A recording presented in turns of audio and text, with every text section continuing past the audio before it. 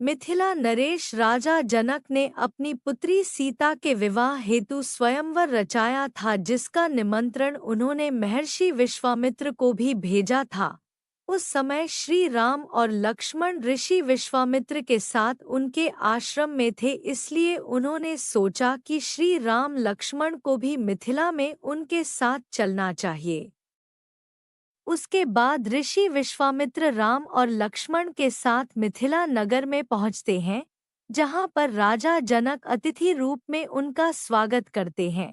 राजा जनक ऋषि विश्वामित्र को कहते हैं कि उन्हें अति प्रसन्नता हुई है कि आप हमारे नगर में मेरी पुत्री सीता को विवाह के लिए आशीर्वाद देने आए हैं। अगले दिन राजा जनक के महल में दरबार लगता है, जिसमें देवी सीता का स्वयंवर रचाया गया था। महाराजा आए हुए थे देवी सीता जैसी सुंदर नारी को पत्नी रूप में पाने के लिए मनुष्य ही नहीं, बल्कि कई देव तथा असुर भी मानव रूप धारण करके स्वयंवर में आए थे तथा दरबार के मध्य में भगवान शिव का पिनाक धनुष रखा होता है। ऋषि विश्वामित्र के साथ श्रीराम और लक्ष्मण भी स्वयंवर दरबार में पहुंचते हैं। सभी मेहमान राजाओं के आ जाने के बाद राजा जनक उन्हें संबोधित करते हुए कहते हैं। राजा जनक सभी को की शर्त बताते हुए कहते हैं, आप सभी राजाओं का मेरी पुत्री सीता के स्वयंवर में स्वागत है। आज इस स्वयंवर को जीतने की शर्त यह है कि जो भी महारथी सामने रखे, भगवान शिव के पिनाक धनुष को उठाकर उस पर प्रत्यंचा चढ़ाएगा, उसी से मेरी पुत्री सीता का विवाह संपन्न होगा। अतः आप सभी से अनुरोध है कि एक एक करके आएं और भगवान शिव के इस धनुष को उठाकर और उस पर प्रत्यंचा चढ़ाकर अपने बलाबल तथा शक्ति का परिचय दें।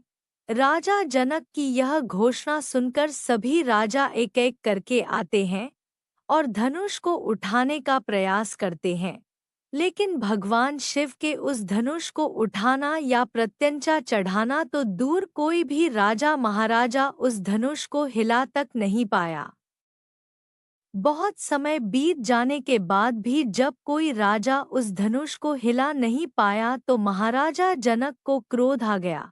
उन्हें लगने लगा कि कोई भी इस शिव धनुष को उठा नहीं पाएगा और उनकी पुत्री सीता अविवाहित ही रह जाएंगी। यही सोचकर उन्होंने वहां उपस्थित सभी राजाओं की निंदा करने शुरू कर दी कि उनमें से कोई भी लायक पुरुष नहीं है जो शिव धनुष का उठा सके।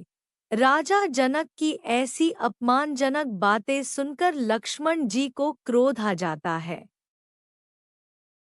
और वह इसे श्रीराम तथा रघुकुल का अपमान समझते हैं। लक्ष्मण जी राजा जनक को ललकारने लगते हैं कि वह उनके तथा श्रीराम के सभा में होते हुए पूरी सभा को अयोग्य कैसे कह सकते हैं।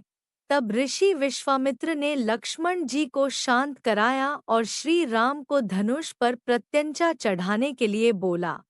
श्रीराम विनम्र भाव से ऋषि विश्वामित्र जी को प्रणाम करके शिव धनुष की तरफ बढ़ते हैं, तो वहां पर उपस्थित राजा उनका उपहास करने लगते हैं, क्योंकि कहा जाता है कि उस समय भगवान राम की आयु लगभग 16 से 17 वर्ष की थी। इसलिए वहां उपस्थित सभी राजा उन्हें, लो, अब चिड़िया पहाड़ उठाने को चली है, बोलकर उनका उपहास उड़ा रहे थे। लेकिन भगवान विष्णु के अवतार श्री राम सहर्ष भाव से शिव धनुष को प्रणाम करते हैं और केवल अपने एक ही हाथ से शिव धनुष को उठा लेते हैं, जिसे देखकर वहां उपस्थित सभी राजा हैरान रह जाते हैं। तभी श्री राम धनुष पर प्रत्यंचा चढ़ाकर उसकी डोरी को खींच देते हैं, जिससे वह शिव धनुष टूट जाता है और स्वयंवर की शर्त के अनुसार देवी सीता और श्री राम का विवाह हो जाता है। माता सीता श्री राम को वरमाला पहना देती है, श्री राम को अपने पति के रूप में स्वीकार करती है। यह देखकर राजा जनक तथा उनके परिवार जन की खुशी की कोई सीमा नहीं रहती। तब राजा जनक ऋषि विश्वामित्र को बधाई देते हुए उनका अभिनंदन करते हैं तथा श्री राम और देवी सीता के विवाह के आगे के कार्यक्रम के बारे में पूछते हैं। ऋषि विश्वामित्र राजा जनक को कहते हैं कि हे जनक, यह विवाह तो शिव धनुष के अधीन था। तुम धनुष टूटते ही है, विवाह तो हो चुका है, लेकिन फिर भी आपने कुल के रीति रिवाज के अनुसार ही आगे का कार्यक्रम बनाइए। ऋषि विश्वामित्र के कहने पर जनकपुरी से राजा दशरथ के पास संदेश भेजा जाता है तथा उसके बाद दोनों परिवारों के द्वारा विचार करके राजा दशरथ के चारों पुत्रों का विवाह राजा जनक की चारों पुत्रियों से निश्चित कर दिया जाता है, जिसमें श्रीराम के साथ देवी सीता, भरत के साथ मांधवी, लक्ष्मण के साथ उर्मिला तथा शत्रुघ्न के साथ श्रुतिकीर्ति का शुभ विवाह संपन्न किया जाता है।